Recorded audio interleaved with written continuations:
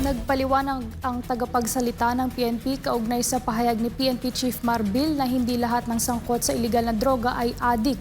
Ayon sa General, kadalasan nagagamit lang daw ang droga para tumaas ang enerhiya ng tao, lalo na sa mga mabibigat at mahabang oras ng trabaho. Narito ang balita ni Paul Montibon. Sa pulong balitaan sa Campo Crame, ipinagtanggol ni PNP Public Information Office Chief Police Brigadier General Jean Fajardo si PNP Chief Police General Romel Francisco Marbil kaugnay sa viral na pahayag nito na tila pumapanig ang general sa paggamit ng iligal na droga bilang pampagising lamang sa trabaho, partikular na sa mga night shift workers o natoka sa pangmatagalang duty.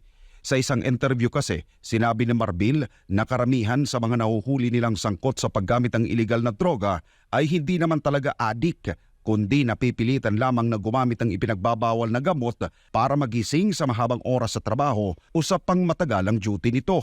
Bagay na umani ng iba't ibang reaksyon sa publiko na tila pinapanigan pa raw ng general ang paggamit ng iligal na droga gaya ng shabu, para lang magampanan ng maayos ang trabaho ng isang empleyado, lalo na panlaban sa antok. Dahil dito, nilinaw ng PNP na hindi naman literal na ipinagtatanggol ni Marbil ang mga gumagamit ng iligal na droga na may kaugnayan sa trabaho, kundi ipinapakita lamang anya nito ang ilang mga dahilan kung bakit nasasangkot sa paggamit ng ipinagbabawal na gamot ang isang tao.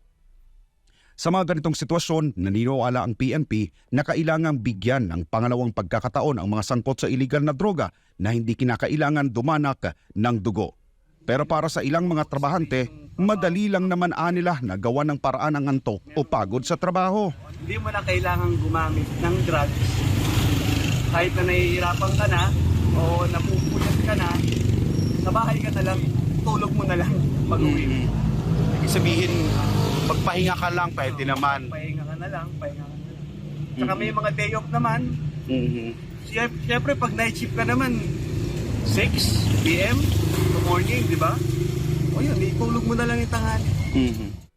Magugunitang sa ilalim ng drug war campaign ng Duterte administration, umabot sa 3 milyon ang naitalang sangkot sa paggamit, pagbibenta at pagtutulak ng ipinagbabawal na gamot.